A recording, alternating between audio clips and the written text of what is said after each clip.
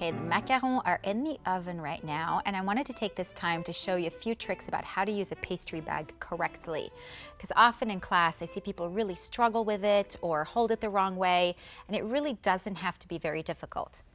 When you're purchasing a pastry bag, always make sure it's a big size. It's just a lot easier, because rule number one of using a pastry bag is never filling it more than halfway up. Here's why. When I'm filling the pastry bag, I like to take it and I put my hand through it and fold it over halfway. That way I know I'm not filling it more than halfway up.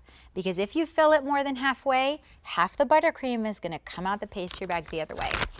No bigger buzzkill than a dirty pastry bag. So, doing it this way and folding it over is a sure way to keep the outside of the pastry bag nice and clean and give you more control.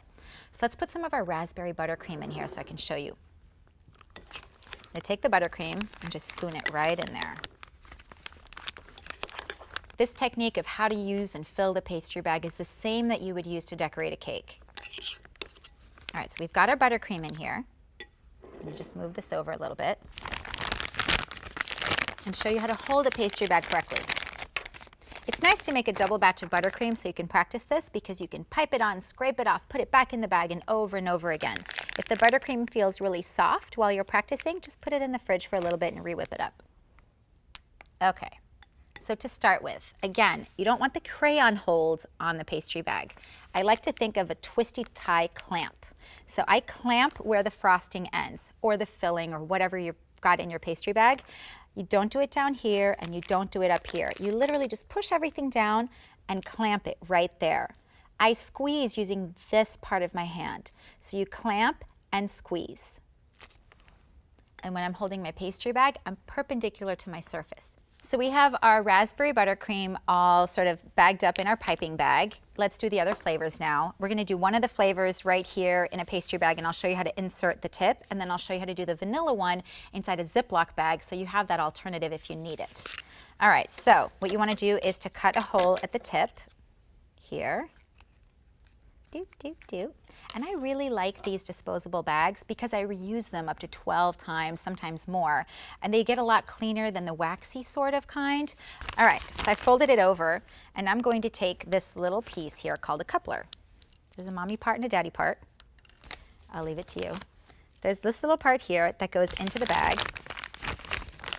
And then if you need to cut it additionally here, you can, because you want the plastic to be nice and flush with the coupler at the end of the bag. Here we go. So you push it right through. And I'm going to take the little piece here and put it on. And then you tighten it up with the outer part of the coupler. I like the idea of using couplers because you can switch out the tip without changing out the entire bag. It's really nice to be able to switch out the tip without switching out the whole bag, because you might be piping some leaves on a decorated cake and then think, oh, I want to do green flower petals as well. And instead of changing out the whole bag, you can literally just unscrew this here and change out the tip to another kind and then screw it right back on. All right, so let's put some chocolate buttercream in here. Here we are. Again, I'm going to put that right in there. See how nice it is to be able to scrape the buttercream against your hand here? This is my favorite way to fill a pastry bag. All right, so again, pinch it here, lift the bag back up, like so, and then clamp it and get the filling all the way down here. Here we are. So we've got our raspberry buttercream and our chocolate buttercream, and I'm going to show you now how to use a Ziploc bag, because you might not have a pastry bag at home, you might not want to run to the store and get one. Not a problem. I really encourage you to improvise. I like to use the heavy-duty Ziploc bags for this because the warmth of your hand can kind of sort of melt and warp a really thin bag. So again, a nice big one is really helpful. I open it up and I do the same thing. I kind of fold it over here. There we go, over my hand. All right, do you see that? And I have the tip right here that I can insert. You can put a little pastry tip in here in the same way that we did with the pastry bags, But really, if you don't have a pastry bag, chances are you don't have a pastry tip either. So really simple to do. I want you to cut a very, very small hole out of this bag. It does tend to stretch and expand, so cut a tiny hole sort of on a bias here in the very corner of your Ziploc bag. All right. And now do the same thing. You're going to fill it the same way. Let's get this vanilla buttercream in here. Scrape it in.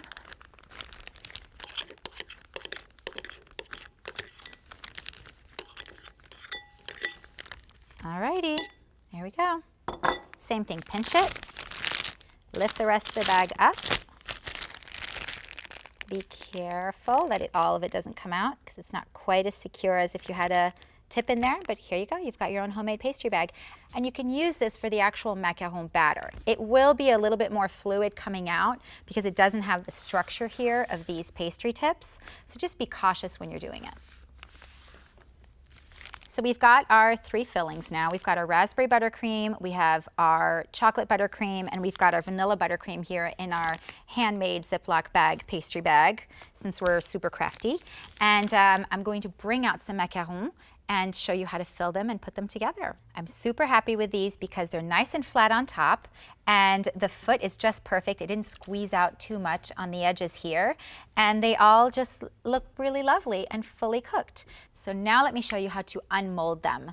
A really common mistake is just to lift the cookie off the paper, which is fine with this one here, but sometimes your batches will not be fully sealed at the bottom, which doesn't mean it's a bad cookie. It happens very, very often. So what I want you to do instead is to think about pulling the paper off the cookie. So here's what you're going to do. I want you to pick up this paper here, or your silicone mat, whatever you piped these onto. And just like the little dot candies you had at camp, I want you to peel the paper off the cookie. So I kind of hold the cookie in one place and peel the paper off, just like that.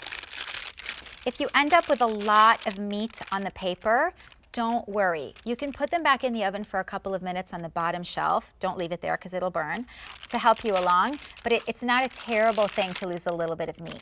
I mean, these cookies are fully cooked, so I wouldn't worry about it and stress about it. Next time, just try not piping so thick. That typically happens when you pipe too much batter and then it can't really fully dry out and set up.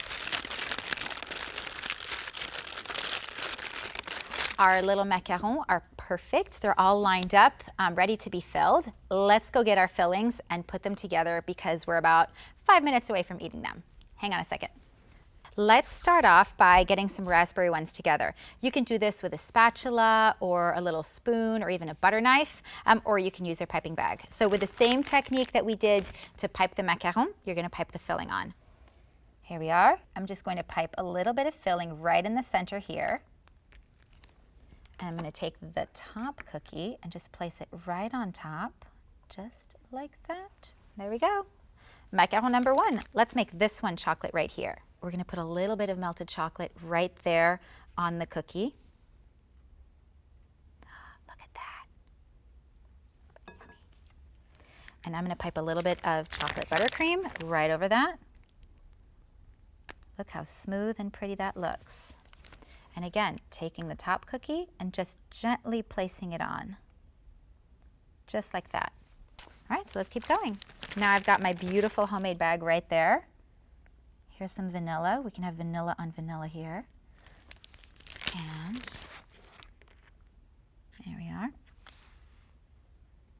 And I like to twist it sometimes just so it can be nice and even. If you've got a lot sort of squeezing out, you can use your finger to just smooth it out like that, all the way around the macaron.